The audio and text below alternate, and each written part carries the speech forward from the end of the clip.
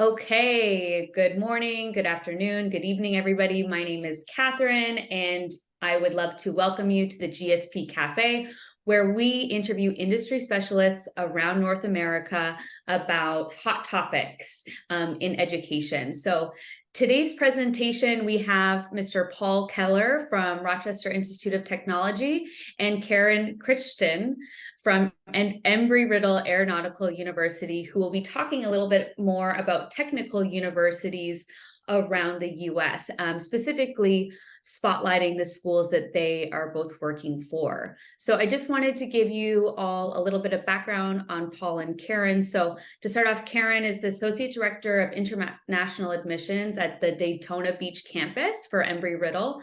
She's been working with international students for the last 6 years, and also has a British accent, and she came from England.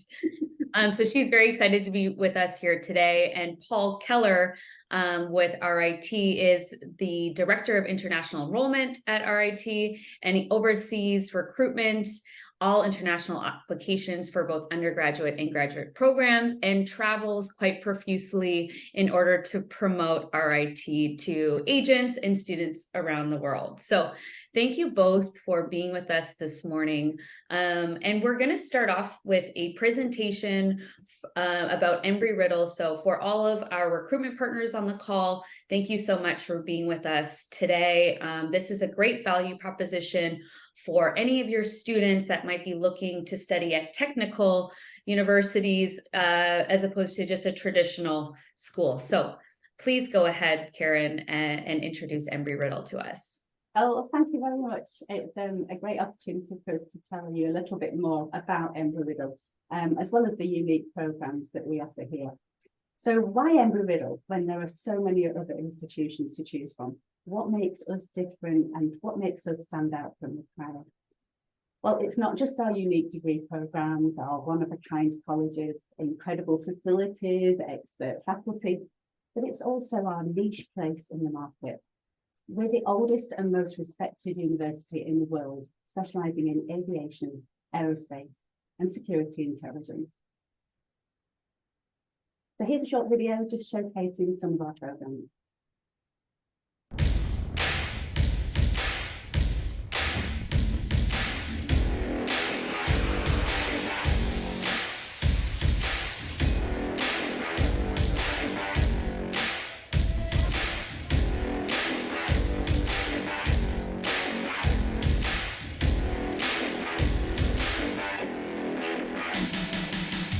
Blazing trails in technology, aviation, business, and cybersecurity. A future defined by innovation, finding solutions for industry partners as the world's premier aerospace institution. Our continuing success speaks for itself. We've earned top distinctions across our campuses and worldwide. We're training the workforce of tomorrow, adding value to the industries we serve, and expanding our growing global reach. We promote problem-based discovery in career-focused programs. We are the leading edge, a global education leader opening up opportunities for students. Our history and heritage spans nearly 100 years, founded with a vision of endless possibilities to launch new generations of pioneers and dreamers, putting the future firmly into focus for us and for you. Embry-Riddle Aeronautical University. What will you explore with us?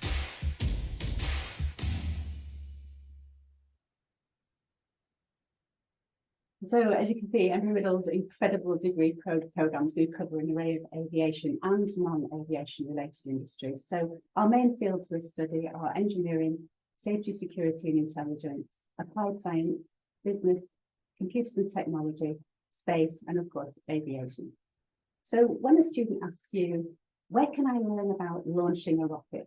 Where can I find out about how to design my own aircraft? How can I develop a rocket launch system? Where can I join a hackers lab and run conflict scenarios? Well, Embry-Riddle is the place where students can come and do all of those things. Our engineering programs have been receiving top rankings for the last 20 years, and we do have numerous degree programs to choose from. But let's just have a think about software engineering, where students have access to the most state-of-the-art tools and technology that is available from day one. We really pride ourselves on getting students out of the classroom and into the lab, and that's why year after year, employers return to Embry-Riddle to meet with those that are approaching graduation from this program, because they know they're ready to go right into this workforce. One of the main questions I have from international students is, can I work in the US after I graduate? Well, in fact, graduates in the software engineering program have a 100% effective placement rate, and the answer is yes. So how about students who want to work in space operations? Just try and imagine a career dedicated to launching or operating a space mission. Is there even a degree program that teaches that? Well, yes, Embry-Riddle has an incredible space operations degree program, which teaches students to solve challenges such as launch licensing, mission operations, policies, human factors. In fact, this program has actually been structured and approved by the help of the commercial space industry, including NASA and the FAA.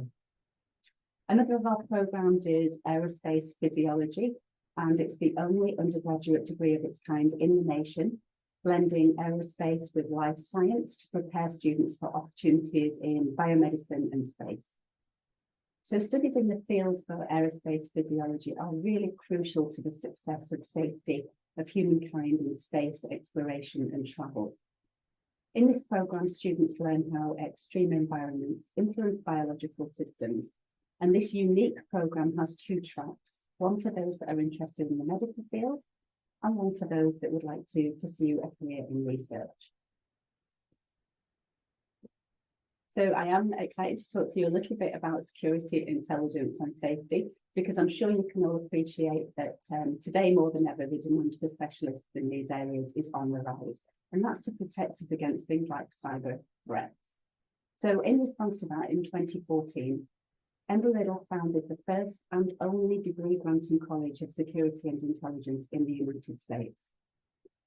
Embry-Riddle has long been positioned as a leader in areas relating to technology, so it was a natural progression for us to launch into this field.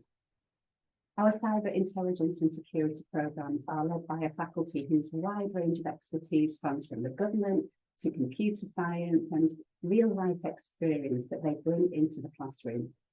And once again, these students will also have the option to choose from unique programs such as Homeland Security and Intelligence, which is the first 4-year degree of its kind in the nation, and cybersecurity engineering, global conflict studies, forensic biology, and many more.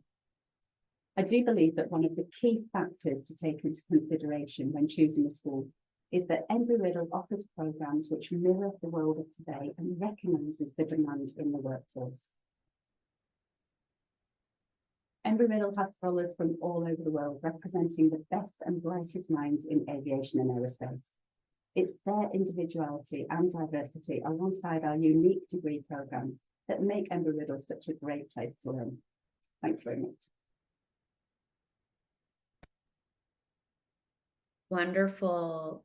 Thank you so much for that, Karen. Certainly some interesting programs that are very different than what we're typically seeing from some of our other institutions. Thank you for that. And I would love to move on to Paul Keller from RIT. Please go ahead. Thanks. And Karen, I want to know, is it possible for me to apply? Oh, absolutely. I say the same. It sounds really interesting. I think I want to study about 3 of your programs. So thanks. I'll just go ahead. I just want to welcome everybody and thank you for taking the time. I love this format of just kind of a more traditional kind of a conversational one. I'm going to show part of a video that's very kind of segmented towards our Indian market, because I know we have a lot of people from India on here. And then I'm going to also go through some slides that speak to the general audiences. So let me share my screen here.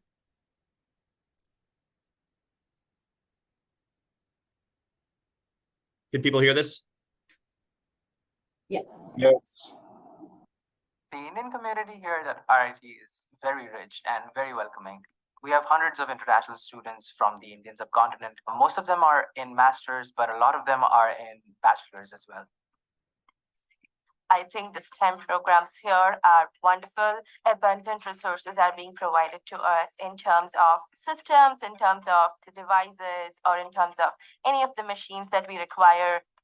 Right now, my research is involved in building a flapping wing drone, which is going to weigh less than 20 grams. We are prototyping and building something new that doesn't exist already. It feels great to be a part of this cutting edge research.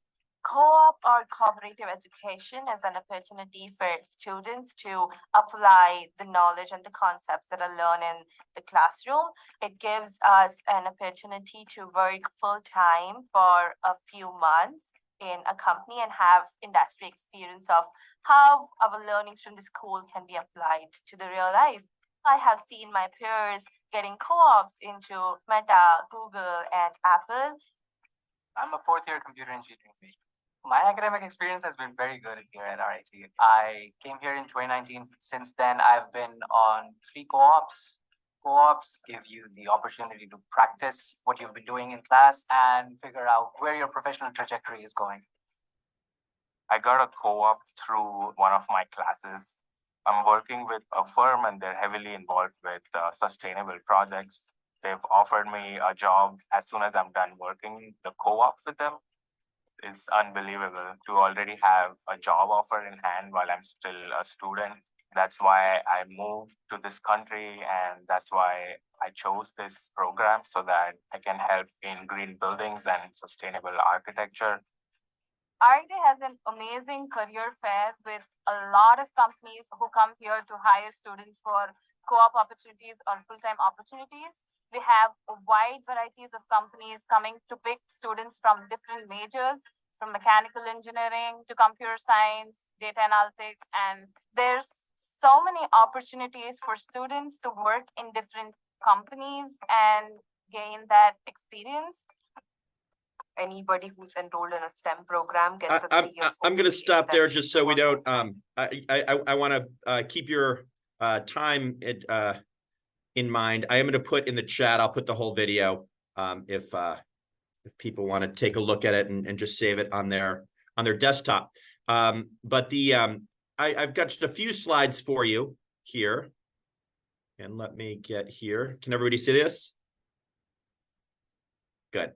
Yes. So a little bit about RIT. We're one of the larger private universities in the US, yet we really try to make it feel small. And we do that by keeping our average class size down. We have a really healthy faculty to student ratio. And I think, we employ a number of student workers in my office, in the wing of my office, and they're very familiar with their faculty members. I've worked other places where I'm going to say, what professor do you have for this class? And they'll say, oh gosh, what's their name again? That doesn't happen at RIT. There's very much a connection there. As you can see here, we have close to 2,000 international students, very diverse community, and literally from all over the world. A lot of times, and I'm sure Karen can relate to this too, just based on the titles of our schools. Sometimes you see that phrase Institute of Technology, and immediately your mind goes to STEM. We're much, much more than that. We have over 90 degree programs at the undergraduate level. We have over 100 at the master's level. And I don't want to go through each of these, but we have a very intriguing College of Art and Design that's very industry focused. Our business school is very technology focused and looking at how you're going to bring tech innovation to the marketplace. Our School of Sustainability is outstanding. I could go on and on about all these, but obviously we have very strong STEM programs and things like mechanical engineering and computer science and cybersecurity and AI, but we're not just STEM. As you heard in the video, we're consistently ranked amongst the top co-op schools in the United States. Virtually all of our students do co-op while they're here, and we have a very high success rate for getting co-ops for our international students. We're also outstanding at OPT, getting students the ability to stay in the United States for up to 3 years after they graduate. We're 35th in the list overall for OPT placements in the US, but we're actually 9th per capita. Most people who are higher on the list are schools that have, 2 and sometimes 3 times as many students.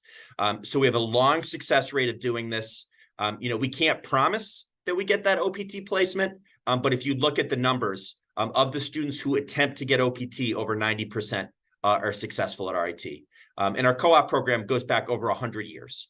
So we have some other statistics here, but in my opinion, co-op is the best thing that we do and is something that ties almost all of our programs together. You can see here we have a very positive outcome rate.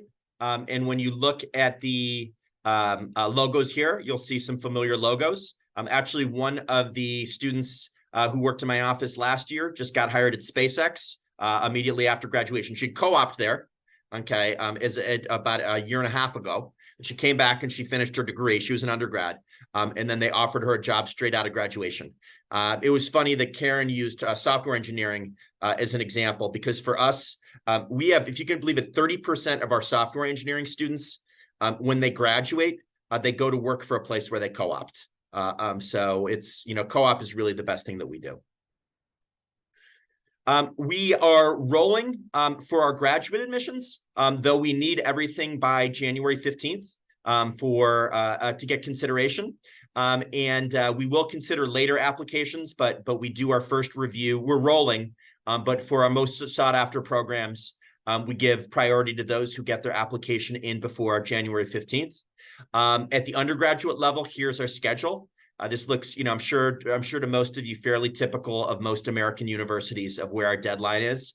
We are SAT optional, ACT optional. I would say if they are applying for a STEM degree, they should have at least a 720 in math if they're going to share it. Otherwise, I wouldn't recommend sharing it. We are friendly early decision, so you can apply early, get a decision. And then if you decide not to take the offer, you can go back into the regular decision pool. It's not binding. Here are some informations on graduate review. We also have a QR code there if you want to take out your phone. And like I said, it's rolling. All of the minimums and tests required depend on the program. Some require the GRE, some don't. Different ones have different standards for the TOEFL or IELTS. You can pull all that from this QR code. You can get all of this down. All graduate students are considered for merit scholarships at the time of admission. So you don't need to apply. And those typically range from 10% to 40%. But like I said, there's no need to apply. At the undergraduate basis, it's the same thing for merit scholarships.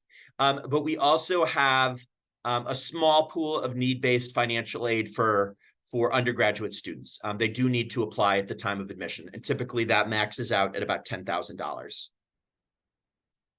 And that was kind of my speed run through here. So I think now I'm going to turn it back to Daniela or Kat.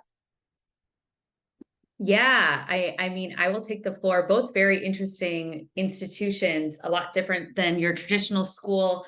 A lot of real-time learning as you are going through the course, which I think is really special about technical universities, especially for students that are coming from overseas and looking for a real immersive experience. I think that's why we like to promote technical universities around the US. So both great schools. I have a question to start things off, and then I would love for our audience to please reach out. So I'm just going to be very basic, but I know as recruitment partners and agents, it's all about time and efficiency. So let's talk about the turnaround time for applications for both schools. Paul, since you are spotlighted on the screen right now, did you want to go first? Yeah, so at the undergraduate level, we have kind of the very typical schedule. We have early decision 1, we have early decision 2. Both of those, once you hit the deadline, you'll get a turnaround within 2 weeks. Sometimes if you need something quicker in the early decision season, we can do that on a case-by-case and a program-by-program basis. And the rest just goes in regular decision. We need everything in by January 15th, and we typically get our decisions released about 6 weeks later. After that, for the undergraduate, if you've got some people who come late, that's fine. We can consider them. There are some programs that will be capped. We try to hold a couple of spaces because every now and then there is just a wonderful applicant in March or April who's going to add value to the program and add value to our community. At the graduate level, the turnaround is typically 2 to 6 weeks. We try to be more towards 2. It's a holistic review, and it really depends by program. But we really look at our partners like those on our call is you're kind of customers of ours, right? And so part of why we're here is to help you look good. And so you'll have a dedicated contact in our office that you can reach out to. We're all very friendly. We're all very responsive. And the worst thing, we want you to ask, because the worst thing we can do is to say no. So if you've had a grad student apply and it's down to them in another school and they don't have a decision, you can reach out to us and just say, hey, it's been 3 weeks. Can you grab a decision for me? Sometimes the answer is yes. Most of the time the answer is yes. Sometimes the answer is no. But we want you to feel comfortable asking the question. Karen? Thanks very much. Yeah, I mean, very similar. It's interesting to hear, different universities. We're a fully rolling admissions university, so very flexible. We review applications as we receive them. Turnaround time, similar to you, about 2 weeks for undergrad and 2 to 4 weeks for graduate. And we basically carry on admitting until the classes are full, until we reach capacity. We do have several programs that reach capacity about 10 months before the fall semester. So we do recommend to liaise with us on certain programs to make sure that we don't reach capacity before the students apply. But yeah, that's pretty much it. We don't have any early decision, regular decision. It's all just rolling admissions. Okay, wonderful. And so for all of our recruitment partners on the call, when you have submitted your students' full documentation into the platform and our admissions team has submitted it, and you're feeling unsure about when you're going to receive an answer from the school, please reach out to your local regional BDM, and that BDM will get in touch with myself, and I'll reach out to the schools directly to see about your student application. So just try to mind that. Well, I'm going to stop talking for a second. I would love to know if anybody from our audience has any specific questions. I know we've got people from all over the world on this call today, so thank you so much for spending the time with us. I guess I need to see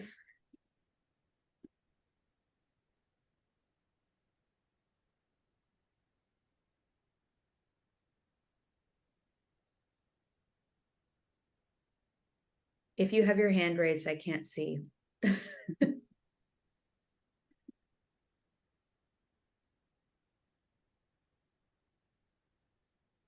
Okay, well, I've got another question about on-campus housing for both institutions. Both are very in great areas. Do both of you offer on-campus housing, or what alternative options do undergraduate and graduate students have? So we offer housing for our undergrad students. So all first-time students must live on campus for the first 2 years at both campuses.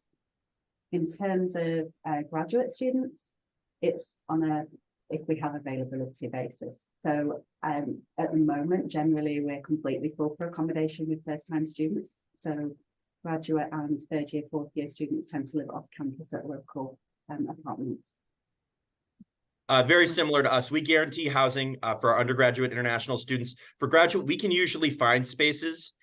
Most of our graduate students choose to not live on campus. But what's one of the things that's unique for us is that we are we're coming up on our 200th birthday, but 60 years ago, we moved our campus to a suburb about 10 miles from downtown Rochester. And over the past 60 years, including over this summer, all of these apartment complexes have opened across the street from campus.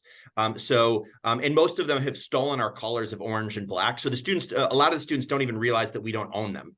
And so that's where a lot of our graduate students choose to go. But if they want housing here on campus, it's very atypical that we can't get it for them. Okay, wonderful. And would you say in both scenarios, are most of your international students doing their OPT in said city or state, or are they going elsewhere in the US to do that? I'll go. For us, it's a mix, but mostly outside, and it's mostly by choice. They want to experience a different part of the US. They want to experience Boston, they want to experience San Francisco. So for the majority of us, I would say it used to be well over 80. The one thing that is popping up for schools like us is sometimes are these, remote opportunities, which I'm not a fan of. I'd rather them get to kind of experience that time in the office, but we're having some of those. But our success rate is incredibly high. I would say for Embry-Riddle, it's probably quite mixed since we're on the Space Coast. There is a lot of opportunities on this side for our students. But certainly some of them, yes, do go out of state. I know that Paul mentioned earlier about placing for OPT. We do have a fantastic careers department and career expos where we really push students to try and establish relationships with future employers whilst they're here, so that it makes that journey a little easier for them at the end. Okay, wonderful. And so I guess, these particular institutions can seem, the price point can seem a little overwhelming to a student. Do either of you work with third-party partners that help students with financing, or how might you suggest to the agents and students to navigate that? Sure, I'll field that, and I'll let Karen can jump in if she wants as well. I think most of the people on this call are probably aware of how much the industry has changed in the last 5 years, of how many external providers there are. So we don't partner with anybody like, directly with anybody like Empower or Fundright or Prodigy or any of those, but it is becoming much easier for students to access those funds.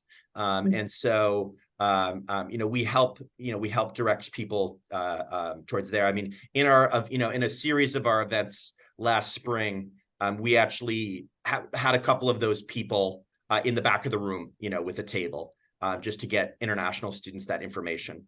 So we know, as you said, our price point is what it is, right? But that there are ways it's getting much easier to access funds than it was 5 years ago.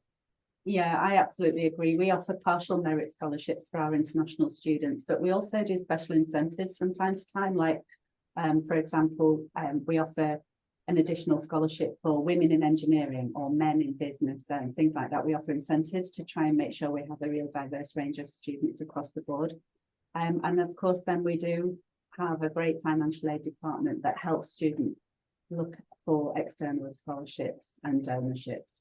So, yeah, we definitely only offer a certain amount. It's only partial. We don't offer full rides at the institution, but we do really help students to try and find those external opportunities.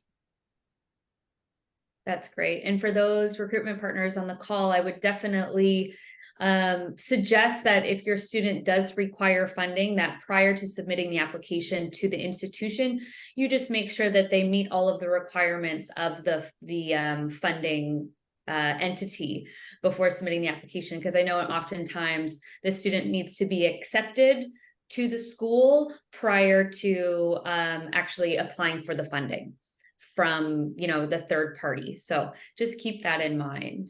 Yeah, one thing I did want to add to that as well is that a lot of universities across the US are test optional now, which I know Paul mentioned in his presentation. And we're the same, we're test optional. However, a lot of universities also require SAT or ACT if they want their students to be considered for scholarship, and we are one of those.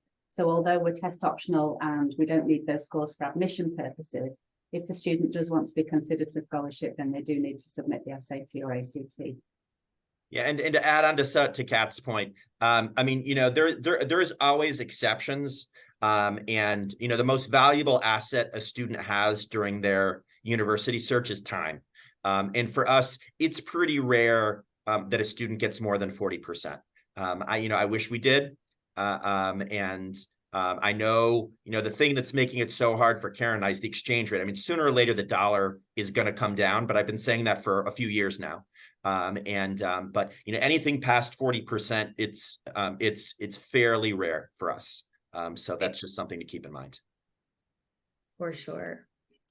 Okay, I think we have a pretty quiet audience. That just means that you two have done your job well, and I think these are excellent schools, really unique schools. I actually had the chance to go to Embry-Riddle, and it's basically on an airport. So, whilst you're in your classes, planes are taking off and landing. So, very, very unique value propositions from both of you. Great schools. If any of your students are really looking, really great achievers and are looking for a very promising future, I think Embry-Riddle, Rochester Institute of Technology are excellent, excellent choices for your students.